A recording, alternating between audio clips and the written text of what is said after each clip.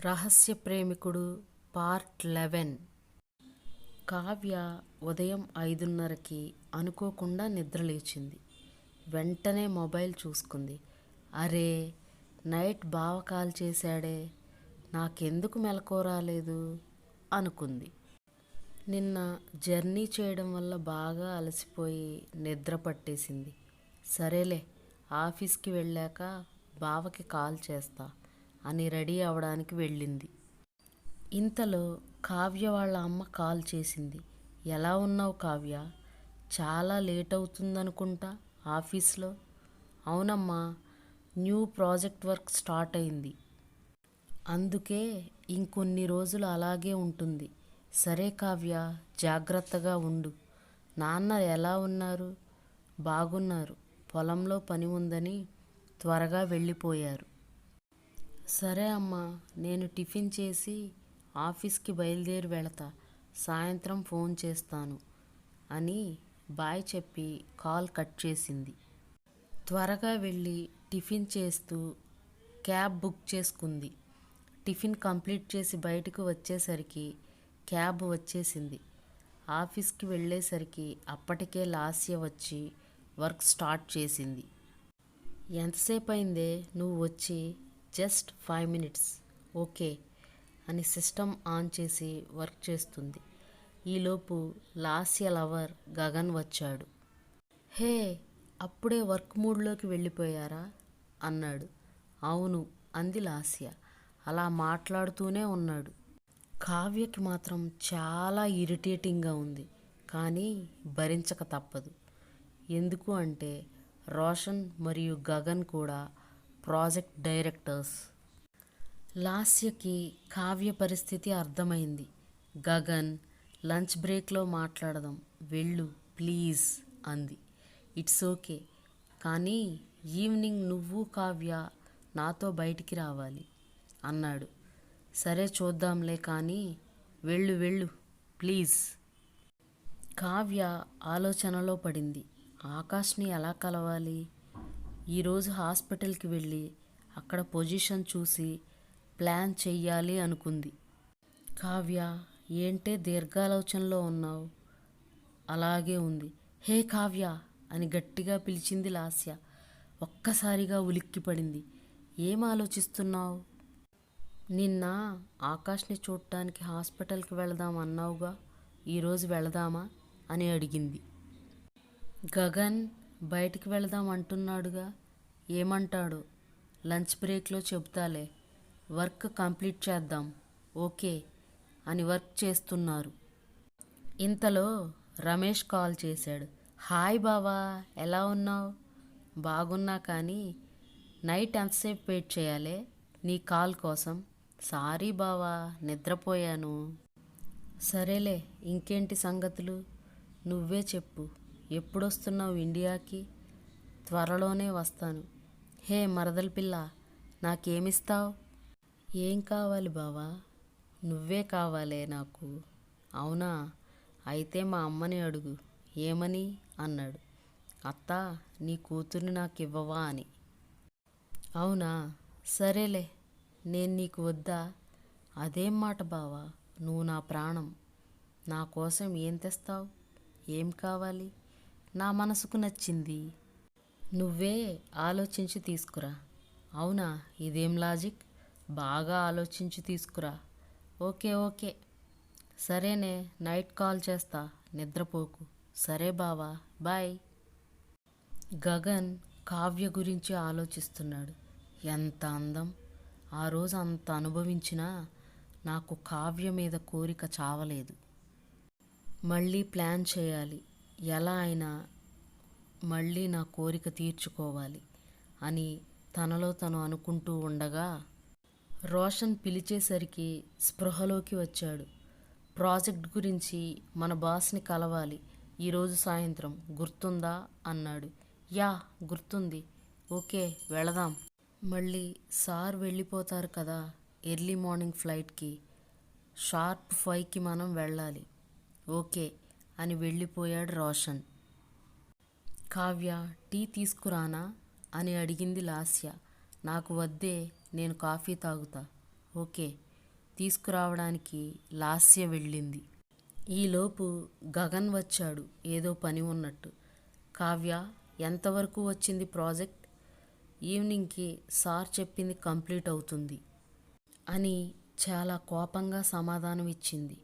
ఇంతలో లాస్య వచ్చింది. ఏంటి గగన్, నీకోసమే వచ్చా. ఈవినింగ్ ప్రోగ్రాం క్యాన్సిల్, మనం రేపు వెళదాం. ఈరోజు మేం బాస్ని కలవాలి అని చెప్పి వెళ్ళిపోయాడు. కాఫీ తాగుతూ మాట్లాడుకుంటున్నారు. అయితే ఈవినింగ్ మనం హాస్పిటల్కి వెళదాం అనుకున్నారు. ఇక్కడ రాబర్ట్ పుష్పని పిలిచి, మనం ఈవినింగ్ బయటికి వెళదాం, రెడీగా ఉండు అని చెప్పి ఆఫీస్కి వెళ్ళిపోయాడు. లహరి వచ్చి, మమ్మీ నాకు ఐస్ క్రీమ్ ఇవ్వవా అంది. ఫ్రిడ్జ్లో చూస్తే ఐస్ క్రీమ్ లేదు. ఈవినింగ్ బయటికి వెళ్తాం కదా, అప్పుడు కొంటాలే అన్నా సరే ఇప్పుడే కావాలి అని బాగా ఏడుస్తుంది. చేసేదేమీ లేక లహరిని తీసుకుని బయటికి వెళుతుంది. అలా వెళుతున్నప్పుడు సడన్గా కళ్ళు తిరిగి పడిపోతుంది. మమ్మీ మమ్మీ అని లహరి ఏడుస్తుంది.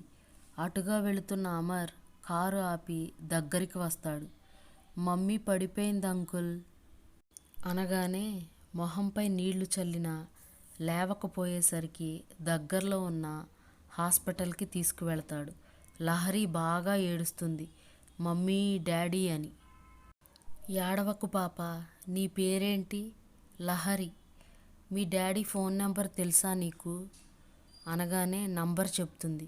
వెరీ గుడ్ అంటాడు. నంబర్ డయల్ చేస్తే హలో అమర్ అంటాడు రాబర్ట్. ఏంటిరా ఈ టైంలో కాల్ చేశావు? ఇది నీ నెంబరా? అవును. ఏంట్రా ఏమైంది?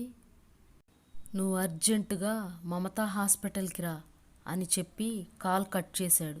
ఇదేంటి, వీడెంత అర్జెంటుగా హాస్పిటల్కి రమ్మంటున్నాడు? ఏం జరుగుంటుంది అని అనుకుని, మీరు వర్క్ చేస్తూ ఉండండి, నేను 1 అవర్లో వస్తాను అని హాస్పిటల్కి వెళతాడు. అక్కడ లహరిని చూసి షాక్ అవుతాడు. డాడీ అని పరిగెత్తుకుని వెళుతుంది. ఏంటి బుజ్జి తల్లి, ఎందుకు ఏడుస్తున్నావు? మమ్మీ మమ్మీ అంటుంది. మమ్మీ ఏంట్రా అనగానే నేను చెబుతాను అని అమర్ జరిగింది చెబుతాడు. మీరు బయటికి ఎందుకు వచ్చారు బుజ్జి అనగానే, ఐస్ క్రీమ్ అడిగా డాడీ, ఫ్రిడ్జ్లో లేవు, నాకు కావాలి అని ఏడుస్తుంటే మమ్మీ నన్ను తీసుకుని బయటకు వచ్చింది. రాబర్ట్ని అడుగుతాడు అమర్. తను నీ భార్య? అవును అమర్, తనే పుష్ప. ఓకే రాబర్ట్, చెల్లికి ఏమీ కాదు, నువ్వు కంగారు పడకు. డాడీ, ఈ అంకుల్ ఎవరు? నా ఫ్రెండ్. హాయ్ అంకుల్ అని ముద్దుగా మాట్లాడుతుండగా డాక్టర్ వచ్చాడు. డాక్టర్, నా భార్యకు ఏమైంది? Nothing to worry, she is fine and congratulations. Why doctor? మీరు తండ్రి కాబోతున్నారు. ఇప్పుడు మీ భార్యకి 3వ నెల, జాగ్రత్తగా చూసుకోండి, మీరు వెళ్ళి చూడొచ్చు అని డాక్టర్ వెళ్ళిపోయారు.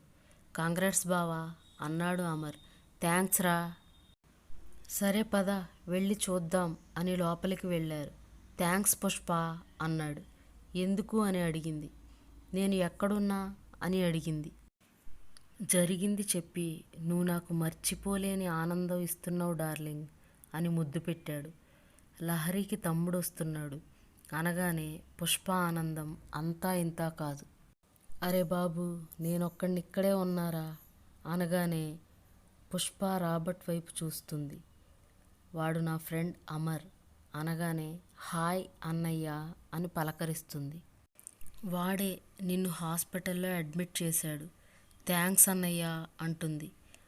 అన్నా చెల్లికి మధ్య ఈ థ్యాంక్స్ ఎందుకు చెల్లి అని అంటాడు. సరే రాబర్ట్, నిన్ను మళ్ళీ కలుస్తా అని బాయ్ చెప్పి ఉంటాను చెల్లి అని వెళ్ళిపోతాడు. రాబర్ట్ కూడా బిల్ పే చేసి పుష్పని లహరిని తీసుకుని ఇంటికి వెళతాడు. ఇంతలో ఆఫీస్ నుండి కాల్ వస్తే నేను మార్నింగ్ వస్తాను అని కాల్ కట్ చేస్తాడు. ఇప్పుడు ఎలా ఉంది పుష్ప? బాగానే ఉందండి, మీరు ఆఫీస్కి వెళ్ళండి, నేను ఆల్రెడీ వర్క్ అసైన్ చేసి వచ్చాను, నో ప్రాబ్లం. పుష్ప నేను 10 మినిట్స్లో వస్తా అని బయటికి వెళ్తాడు. లహరికి కావలసిన అన్నీ కొని తీసుకుని వస్తాడు. ఏంటండి ఇవన్నీ, ఇన్నెందుకు తెచ్చారు? 20 డేస్ కొంచెం బిజీ షెడ్యూల్ ఉంది ఆఫీస్లో, అందుకే లహరికి ఏం కావాలో అన్నీ తీసుకున్నాను. నాకు కుదరదు బయటికి వెళ్ళడం, నువ్వు వెళ్ళకూడదు, వెళ్ళలేవు. నీకు ఎక్కువ ఒత్తిడి ఇవ్వద్దు అని డాక్టర్ చెప్పారు, ఓకే అని పుష్పకి ఇష్టమైన ఫుడ్ రెడీ చేయడానికి కిచెన్లోకి వెళతాడు. ఎందుకు, నేను చేస్తాగా. No no, take rest only. అబ్బా వినండి మహాప్రభు, నో నో, ఇంకా లాభం లేదు అని సైలెంట్ అయిపోతుంది. రాబర్ట్ వాళ్ళ అమ్మ వాళ్లకు కాల్ చేసి విషయం చెప్పగానే వీలు చూసుకుని వస్తాం అని పుష్పతో ఫోన్ మాట్లాడుతుంటారు. ఇంతలో గోపాల్ కాల్ చేస్తే రాబర్ట్ కాల్ లిఫ్ట్ చేస్తాడు. ఎలా ఉన్నారు అంకుల్? బానే ఉన్నాం బాబు, మీరెలా ఉన్నారు? బాగున్నాం, మీరు తాతయ్య కాబోతున్నారు అనగానే చాలా సంతోషం బాబు అని ఫోన్ రాధకి ఇస్తాడు. ఆంటీ ఎలా ఉన్నారు? బాగున్నా బాబు, మీరెలా ఉన్నారు? బాగున్నా ఆంటీ. పుష్పకి ఫోన్ ఇవ్వండి బాబు. పుష్ప చేతిలో ఫోన్ తీసుకొని తన దగ్గర ఫోన్ పుష్పకి ఇస్తాడు. అమ్మా అనగానే, ఏమ్మా ఎలా ఉన్నావు? ఇప్పుడు ఎలా ఉంది? బాగుందమ్మా అని కొంచెం సేపు మాట్లాడుతుంది. ఇంతలో రాబర్ట్ ఫుడ్ ప్రిపేర్ చేసి తీసుకొచ్చాడు. సరే అమ్మా, నేను మళ్ళీ కాల్ చేస్తాను అని కట్ చేసింది. ఫుడ్ చూసి వావ్ అంటుంది. నో నో, నువ్వు తినొద్దు, నేను తినిపిస్తా అని ప్లేట్లో అన్నం కూర కలిపి ముద్దలు పెడతాడు ప్రేమగా. టేస్ట్ ఎలా ఉంది బంగారం? చాలా బాగుందండి డాడీ, నాకు అంటుంది లహరి. నీకు కూడా బుజ్జి అని అన్నం తినిపిస్తుంటే పుష్ప రాబర్ట్కి ప్రేమగా తినిపిస్తుంది. హ్యాపీగా ఫుడ్ తినడం కంప్లీట్ చేసిన తర్వాత కిచెన్లో సర్దడానికి వెళుతుంటే నో, నువ్వు వెళ్ళి రెస్ట్ తీసుకో, నేను కంప్లీట్ చేసి వస్తా అంటాడు. చెబితే వినరు కదా అని లహరిని తీసుకుని బెడ్రూమ్కి వెళుతుంది పుష్ప. మమ్మీ మనం ఆడుకుందామని లహరి బాల్ తీసుకుని వస్తుంది. నువ్వు ఆడుకో లహరి, నేను కొంచెం సేపు నిద్రపోతాను అంటే అస్సలు ఒప్పుకోకుండా ప్లీజ్ ప్లీజ్ అని బ్రతిమలాడుతూ ఉండగా బుజ్జి తల్లి అని రాబర్ట్ పిలిచేసరికి డాడీ అని బాల్ తీసుకుని వెళుతుంది. అమ్మ నిద్రపోతుందిలే, మనం ఆడుకుందాం అని గార్డెన్కు తీసుకువెళతాడు. ఈవినింగ్ 6 అవుతుంది. ఆఫీస్లో వర్క్ అయ్యేసరికి లాస్య కావ్యకి హాస్పిటల్కి బయలుదేరి వెళతారు. ఆకాష్ని చూడగానే కావ్యకి కోపం విపరీతంగా వచ్చిన అతి కష్టం మీద కంట్రోల్ చేసుకుని ఆకాష్ని పలకరిస్తుంది. యాక్సిడెంట్ అవడం వల్ల ఆకాష్ గొంతు దగ్గర నరాలు దెబ్బతినడం వల్ల మాట్లాడలేడు అని డాక్టర్ చెబుతారు. లాస్య కావ్య కొంచెంసేపు అక్కడే ఉండి వెళ్ళిపోతుండగా కావ్య చేతిని పట్టుకుంటాడు ఆకాష్. నీతో మాట్లాడాలి అని పేపర్ మీద రాసి ఇస్తాడు. లాస్య, నువ్వు బయట వెయిట్ చెయ్యి, నేను ఇప్పుడే మాట్లాడి వస్తా అంటుంది. ఓకే అని లాస్య వెళ్ళి బయట కూర్చుంటుంది. ఏంటి అని కోపంగా అడుగుతుంది. అప్పుడు ఒక లెటర్ చేతికిచ్చి లాస్యకి తెలియనివ్వకు ప్లీజ్ అని దండం పెడతాడు.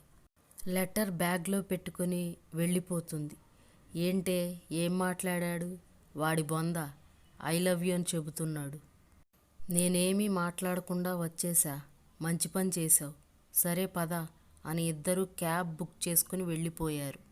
కావ్య రూమ్కి వెళ్ళి డోర్ లాక్ చేసి లెటర్ చదవడం మొదలుపెట్టింది. నిన్ను గాఢంగా ప్రేమించాను, నువ్వు నన్ను అస్సలు పట్టించుకునే పరిస్థితుల్లో లేవు, ఎందుకంటే నీకు మీ బావంటే ఇష్టం, నువ్వు మీ బావని ప్రేమిస్తున్నావు అని లాస్య చెప్పింది నాకు. నీ మీద ఇష్టం కోరిక పెరుగుతుందే కానీ రోజు రోజుకు ఏం చెయ్యాలా అని ఆలోచించాను. నా బర్త్డే పార్టీకి పిలిచి ఒక్కసారైనా నిన్ను అనుభవించాలి అనుకున్నా, అలాగే మొత్తం ప్లాన్ చేశాను. కానీ నేను నిన్ను ముట్టుకోను కూడా ముట్టుకోలేదు. నేను బాగా డ్రింక్ చేయడం వల్ల పడిపోయాను. తర్వాత నిజం తెలిసి నీకు ఎలా అయినా విషయం చెప్పాలని బయలుదేరి వస్తుంటే యాక్సిడెంట్ అయింది. నేను చేసింది పెద్ద తప్పే కాదు అని నేను అనను. వీలైతే నన్ను క్షమించు. నీ జీవితంతో గగన్ ఆడుకున్నాడు. ఇదే పచ్చి నిజం. నాకు ఎలా తెలుసు అనుకుంటున్నావా? అయితే ఈ లాకెట్ తీసి చూడు అన్నాడు. లాకెట్ ఓపెన్ చేసి చూస్తే అందులో స్మాల్ బటన్ కెమెరా ఉంది. బటన్ కెమెరాని ల్యాప్టాప్లో సెట్ చేసి ఆన్ చేసి చూసి షాక్కి గురైంది. తను కళ్ళు తిరిగి పడిపోయిన తరువాత ఆకాష్ వచ్చాడు, కానీ బెడ్ మీద కూర్చున్నాడు. కొంచెం సేపటికి మత్తుగా నిద్రపోయాడు. ఇది గమనించిన గగన్, అబ్బా అదృష్టం అంటే నాదే అనుకుని కావ్యని రేప్ చేశాడు. అదే టైంలో ఆకాష్కి మెలకువ వస్తూ ఉండడంతో తనతో తెచ్చుకున్న మంకీ క్యాప్ ఆకాష్కి తగిలించి వెళ్ళిపోయాడు. అప్పుడే కావ్యకి స్పృహ రావడంతో ఆకాష్ బెడ్ మీద నుండి లేచి కావ్యకి దొరకకుండా పారిపోయాడు. అంటే ఆకాష్ కాదు, గగనా నా పక్కనే ఉంటూ ఇంత ఘోరం చేస్తాడా? అస్సలు వదలను అని అనుకుంటుంది. గగన్ నిజంగా కావ్య జీవితాన్ని నాశనం చేశాడా, లేదా ఆకాష్ తన తప్పు కప్పిపుచ్చుకోవడానికి నిందని గగన్ మీదకి నెట్టేస్తున్నాడా? ఇంకా ఉంది. Please like, share and subscribe my channel. Thank you for watching.